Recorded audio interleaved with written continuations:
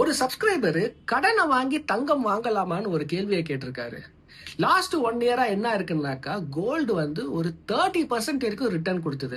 நீங்க ஒரு personal loan எடுத்தீங்கன்னா கூட ஒரு 12%, தங்கத்தை வாங்கினீங்கன்னா கூட உங்களுக்கு அந்த வேஸ்டேஜ், ஜிஎஸ்டி இதெல்லாம் நீங்களுக்கு போச்சுன்னா கூட ஒரு 15%. நிச்சயமா உங்களுக்கு வந்து கடனை வாங்கி இந்த வேஸ்டேஜ், ஜிஎஸ்டி எல்லாம் சேர்த்த அப்புறம் கூட ஒரு 3% என்ன ஆகும், உங்களுக்கு நெட் ப்ராஃபிட் நிற்கும். ஆனா இத மாதிரி தங்கம் எப்பவுமே ஒரு 30% ப்ராஃபிட் கொடுத்துக்கிட்டே இருக்காது. அதுவுமே ஒரு வாலடைல் அசெட்.